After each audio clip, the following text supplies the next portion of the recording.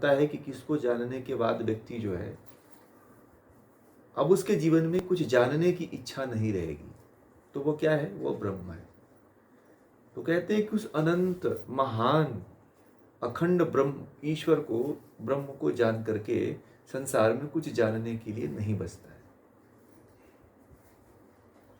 देखिए, अंतिम आप लोग संसार में हर चीज जानने की इच्छा रखते हो कि नहीं रखते हो? बताइए। ये जान जाऊं, फलाना चीज जान जाऊं, ये जान जाऊं, वो जान जाऊं। आपने इच्छा आप लोगों के सबके अंदर है कि नहीं है? कभी जानने की इच्छा कभी कम होती है? नहीं होती है। परंतु वेदांत के आचार्य लोग कहते हैं कि किसको जानने की इच्छा होनी चाहिए? तो ब्रह्म है।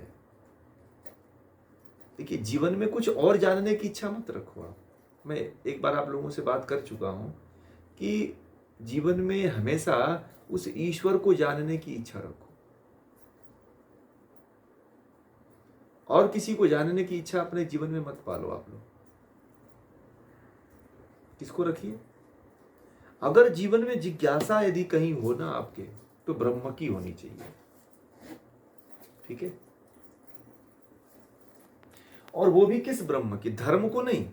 धर्म को, अब धर्म, कुछ लोग तो धर्म को ही जानने की इच्छा रखते हैं और धर्म को ही समझ लेते हैं कि बस धर्म को जान जाओ तो सब कुछ पूरा हो जाएगा।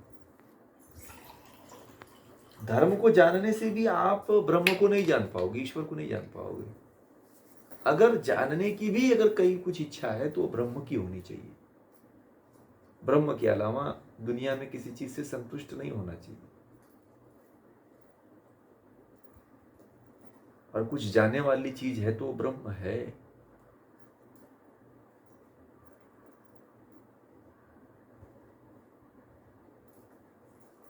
आप लोगों के भीतर व्यवहारिक रूप से कभी सोचा है कि हम ईश्वर को जाने? आप लोगों ने कभी सोचा है? आप लोगों ने तो सोचा है कि दर्शन हो जाए। आदि शंकराचार्य ने प्रश्न चिन्ह लगा दिया, कहा कि ये भ्रम में मत रहो कि कोई आकर के दर्शन दे देगा और तुम ईश्वर को जान जाओगे। ऐसा होता है क्या?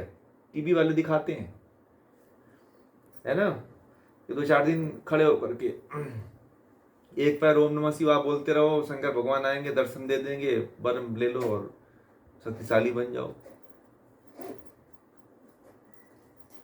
अभी आप लोग यही देखे हैं ना? बताइए।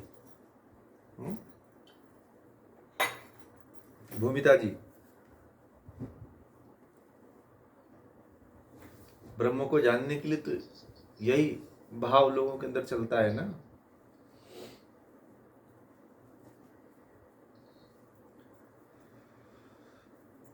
परंतु ब्रह्म ये न जी,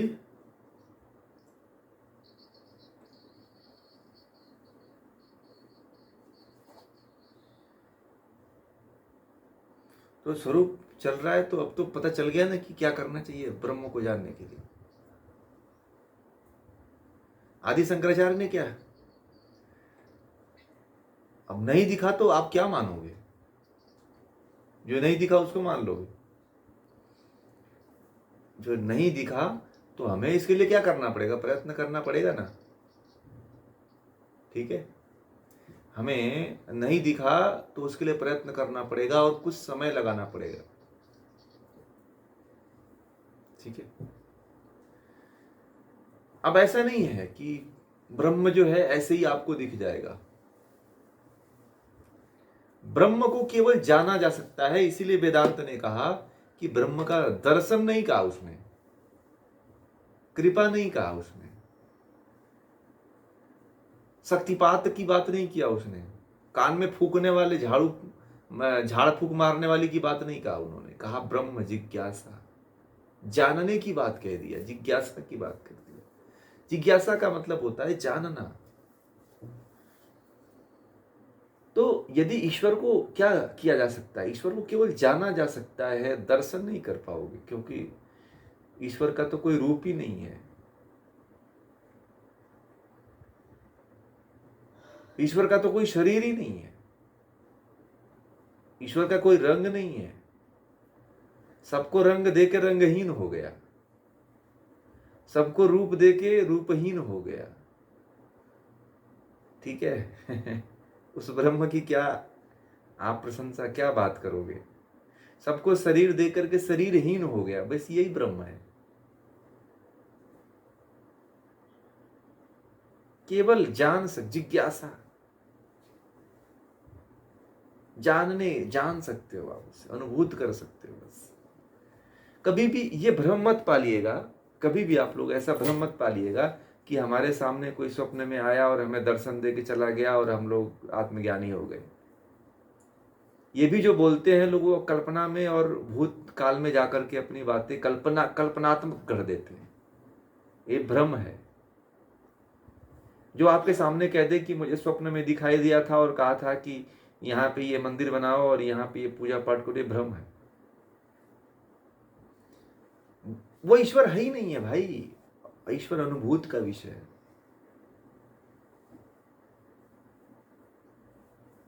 नहीं, ये तो स्वप्नावस्था की बात है। किसकी बात है? स्वप्नावस्था की बात है। मतलब आप वृत्ति में हो, अभी वृत्ति में हो, और लोग वृत्ति को सच्चाई मान करके और लोगों के सामने पेश करते हैं। लोग, अनपढ़ गंवार आदमी समझ लेता है कि एकदम सही कह रहा है, ये तो एकदम सबसे बड़ा बाबा यही है। कोई आके कहता है कि स्वप्न में आए और हनुमान जी कहे कि आ जाना और तुम्हें ये सिद्धि दे दूंगा, और दे दिया सिद्धि, उस दिन से वो पूरा ज्ञानी हो गया।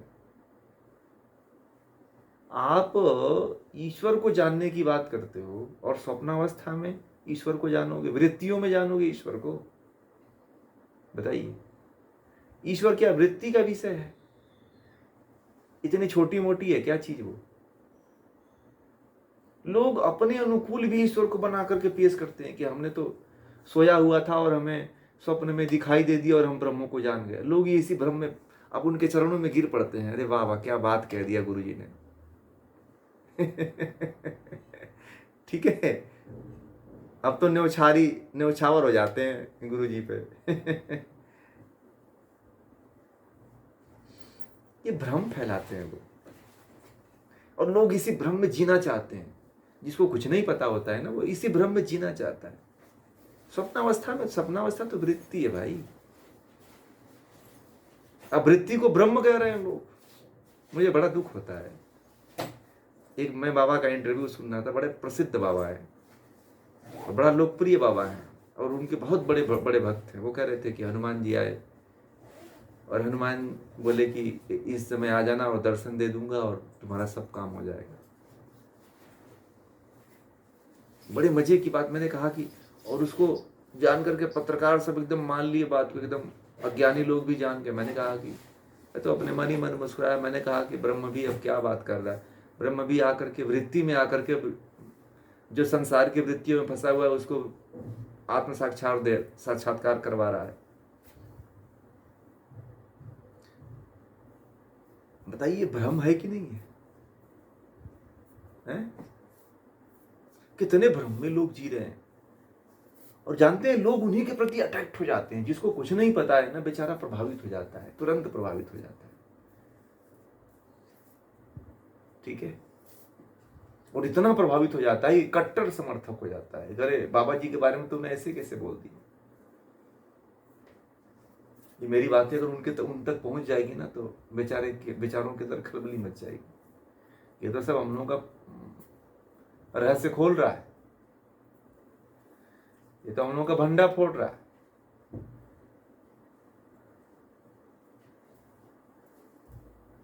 ब्रह्म को केवल अनुभूत किया जा सकता है, बस। ब्रह्म कोई वृत्ति में, स्वप्न में आकर के, स्वप्न क्या है? वृत्ति है। वृत्ति में चाहते हो कि ईश्वर आके आपको स्वप्न दिखाए। आपके बुरे और अच्छे संस्कारों में ईश्वर क्यों आएगा भाई? है? उसको क्या लेना देना की पड़ी है कि आपके स्वप्न में आकर के और वह हस्तक्षेप करे? ईश्वर खाली बैठा है क्या? आप लोग कभी सोचो ना कि आपके तुच्छता में ईश्वर शामिल हो सकता है क्या?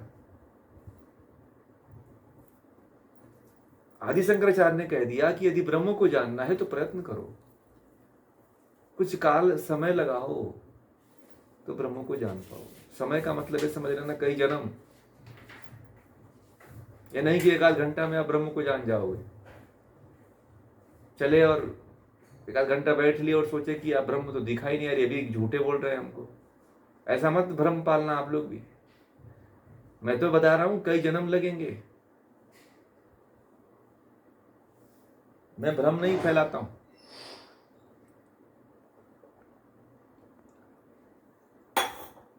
जब ज्ञानी व्यक्ति के सामने जब अज्ञानी व्यक्ति बात करता है ना, कहता है कि ये हो गया, मैं ऐसे गया था, मुझे फलाना देवी ने दर्शन दे दिया था, फलाना महाराज जी ने दा करके मुझे प्रकट होकर के सामने से कहे कि जा तेरा कल्याण हो जाएगा बेटा, और जो तू तू कहेगा वो सब सफल होगा। मुझे बड़ा आश्चर्यचकित होता है कि ब्रह्म इतना आसान है जानना, उसको सबसे कठिन है ब्रह्म को जानना। आपके अंदर वो योग्यता है? पीठ पीछे गाली देते हो लोगों को, क्रोध करते हो, ईर्ष्या करते हो, और कहते हो आपके सामने ब्रह्म आ जाएगा, आपके शरीर में प्रवेश कर जाएगा, ब्रह्म की कृपा आपके ऊपर रहेगी। बताइए ये क्या है? इसको आप लोग क्या कहो? हैं? मैं किसी की बुराई नहीं कह रहा हूं, मैं वास्तविक बात को रख रहा हूं।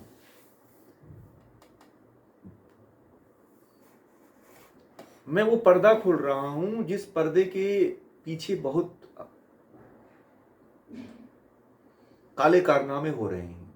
लोगों को भ्रमित किया जाता है, लोगों के जीवन के साथ खिलवाड़ कर दिया जाता है, लोगों का एक जीवन, एक जन्म बर्बाद हो जाता है।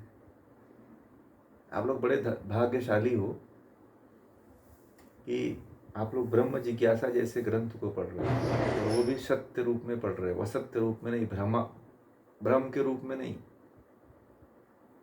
जो वास्तविक है उसी रूप में पढ़ रहे हो। वेदांत ये कहता है कि अगर यदि ब्रह्म को जानना है तो केवल किस में जानना? जिज्ञासा, मतलब केवल जाना जा सकता है। कोई दर्शन की बात यहाँ पे आदि शंकराचार्य या जो है वेद व्यास जी ने नहीं कहा कि यहाँ पे प्रकट हो जाएंगे भगवान और ये आपको दर्शन दे देंगे और आप मुक्त हो जाओगे। बहुत लोगों की इच्छा है कि नहीं है कि भगवान आए और दर्शन दे दे चतुर्भुज रूप में? क्यों? बहुत लोगों को लालच यही लगी है। सिंपल तरीके में कुछ हो नहीं, दर्शन दे दे तो मुक्त। अरे क्या दर्शन कर लोगे तो मुक्त हो जाओगे? अच्छा ये बताइए आप लोग, भगवान श्री कृष्ण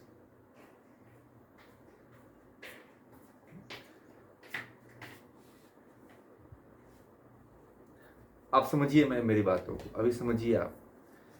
भगवान राम के समय में या भगवान श्री कृष्ण के समय में जो लोग थे वो भगवान राम और श्री कृष्ण को का दर्शन किए तो मुक्त हो गए थे क्या? हैं? जब वो लोग उस समय नहीं मुक्त हो पाए थे तो आप क्यों इच्छा लगाए हुए हो कि मैं दर्शन कर लूंगा तो मुक्त हो जाऊंगा?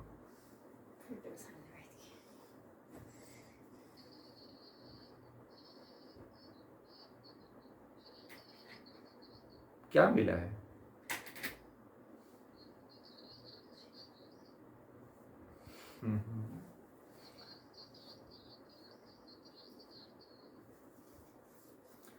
अहिल्या की कहानी में जाऊंगा तो फिर ये ब्रह्म वाला मैटर, एक मिनट थोड़ा मैं इसको समझा लूं तो फिर अहिल्या पे और उस पे भी जाता हूँ, वास्तविकता क्या है और क्या कहा जाता है, अभी उसके बारे में भी चलूंगा। तो जो ब्रह्म है हम उसकी बात कर रहे थे और आपने ये बात कह दिया कि अहिल्या है, कुब्जा है, ये मुक्त हुए। ये मुक्त थोड़ी हुए। भगवान श्री कृष्ण का दर्शन पा करके और मुक्त हो गए? भगवान श्री कृष्ण तो एक महान आत्मा थे,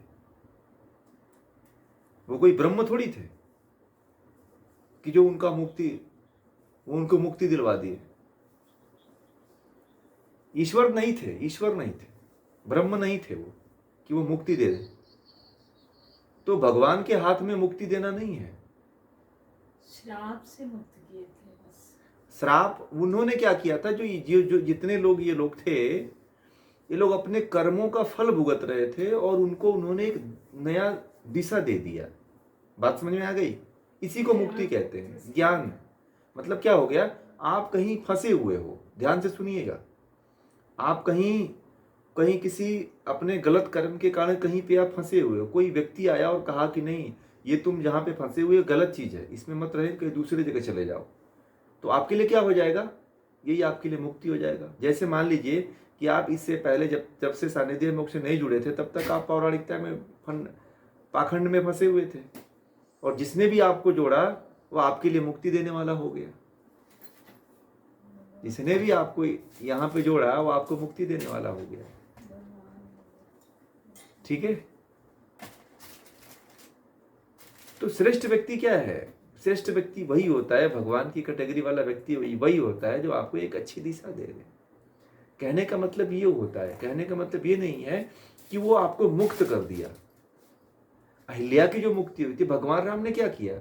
अहिल्या कोई पत्थर थोड़ी बन गई थी। अहिल्या को केवल तिरस्कार कर दिया गया था उसका। अहिल्या जिंदा थी, अहिल्या कोई मरी थोड़ी थी। भगवान राम जब आए थे, उसके आश्रम में आए थे, तो अहिल्या के घर पहुंच करके भगवान राम ने उसे एक सम्मान का दर्जा दे दिया अहिल्या को, जिससे कि लोग उसको हे दृष्टि से नहीं देखें, क्योंकि वह साधना करती थी ब्रह्म की। भगवान राम के पहुंचने से क्या हुआ? उसकी वैल्यू बढ़ गई। भगवान राम उस समय के सबसे प्रचलित व्यक्ति थे, और जब प्रचलित व्यक्ति किसी के घर पहुंच जाता है तो उस व्यक्ति की वैल्यू बढ़ जाती है। ठीक है। तो भगवान राम ने कोई उनको मुक्ति, भगवान राम के पास भी मुक्ति देने की क्षमता नहीं थी।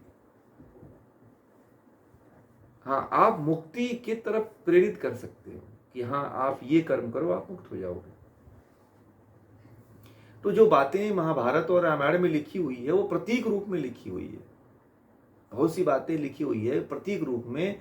देश काल के अनुसार रामायण और महाभारत कई बार चेंज हुआ है, आप लोगों को नहीं पता है। देश काल और परिस्थिति के अनुसार महाभारत और रामायण बदला गया है, चेंज है, परिवर्तित है। ठीक है। ब्रह्म और भगवान में अंतर होता है। भगवान के पास जो है किसी को मुक्त करने की क्षमता नहीं होती है। भगवान आपको सुख समृद्धि दे सकता है। ठीक है। भगवान आपके साथ यही कर सकता है कि आपको सुख समृद्धि से मजबूत कर सकता है, बस। आप देवताओं की पूजा करोगे तो आपको रुपए पैसे धन दौलत सब मिल जाएगा, परंतु मुक्ति नहीं मिलेगी। ठीक है। जब नचिकेता यमराज के पास गया था तो नचिकेता को चाहते यमराज तो मुक्त कर सकते, मुक्ति ज्ञान बस दिए, मुक्त नहीं करने की क्षमता थी उनके अंदर। ठीक है। यमराज भी नचिकेता को मुक्त नहीं कर पाए। नचिकेता ने कहा कि मुझे ब्रह्म का ज्ञान बता दो, जिससे कि मैं ब्रह्म को प्राप्त कर लूं। यमराज जैसा व्यक्ति जब मुक्त नहीं कर पाया तो फिर राम और कृष्ण कैसे मुक्त कर पाएंगे? पूरा भारत इसी भ्रम में पड़ा हुआ है। समझ रहे? आप ही नहीं है, आपके जैसे करोड़ों की संख्या में लोग हैं जो यही कहानियों के चक्कर। कहानियों की क्या प्रामाणिकता है?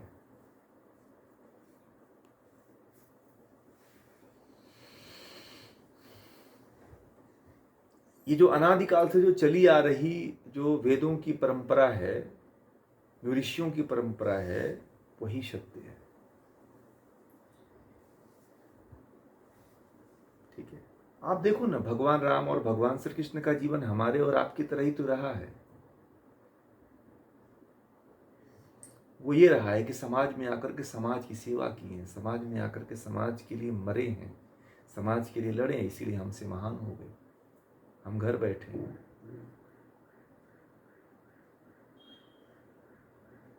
समझ रहे हैं? अभी इतना आसान नहीं है आप लोगों को निकलना। बहुत लोग हैं तो निकलने की राह पे तो चल चुके हैं, बहुत लोग हैं अभी निकले ही नहीं है। बड़े दुख की बात है।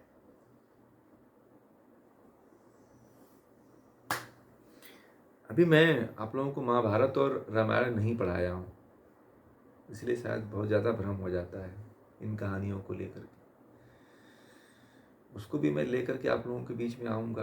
अब उसमें ये ऐसा है ना कि उसको शुरू कर दिया तो बहुत लंबा समय लगेगा, इसीलिए या फिर उसको 9 दिन या 10 दिन लेकर के समय, एक एक दिन का समय लेकर के 3-3 घंटे 2-2 घंटे का समय लेकर के उस कहानी को के सार रूप को बताया जाए तो तब पूरे महाभारत और रामायण को बताया जा सकता है ना? ऐसा ही करेंगे, 9-10 दिन का समय लेकर के 2 घंटे 3 घंटे का, और पूरे महाभारत को आप लोगों के सामने रख देंगे। ये 6 महीने 1 साल वाला नहीं, क्योंकि ये तो पढ़ना जरूरी है, क्योंकि ये बार बार थोड़ी चलेगा। ये 5 महीना 4 महीना तो ये ज्ञान तो बिना, क्योंकि ये मोक्ष का शास्त्र है, इसलिए इसमें हम इतना समय देते हैं। मैं आप लोगों को 10 दिन में भी पढ़ा सकता हूँ इसको, ठीक है? 10 दिन में भी ब्रह्मसूत्र को खत्म किया जा सकता है, 10 दिन में भी विदुर नीति को खत्म किया जा सकता है, परंतु वो चीज़ नहीं समझ में आएगा आपको। महाभारत पढ़ा सकते हैं, महाभारत और रामायण दोनों को जो है 10 दिन का एक पूरा शेड्यूल लेकर के, कथा के रूप में लेकर के, महाभारत कथा और रामायण कथा लेकर के, भागवत कथा लेकर के, भगवान श्री कृष्ण की कथा को लेकर के 3 दिन का समय लेकर के, 3 मतलब 10-10 दिन का समय लेकर के हम आप लोगों को ये बात मैं सोच रहा हूँ कि रख दूँ, क्योंकि बहुत बड़ा भ्रम हो रहा है इस चीज़ को लेकर के। लोगों को पता ही नहीं, वास्तविकता पता ही नहीं है, इसलिए भ्रम हो रहा है। ना आप भगवान राम के बारे में सही से जानते हो, ना भगवान श्री कृष्ण के बारे में सही से जानते हो, मोटी मोटी बस कहानी जानते हो। जैसे फिल्म की कहानी जानते हो वैसे उसको भी जानते हो। यही बहुत बड़ा भ्रम है, ठीक है?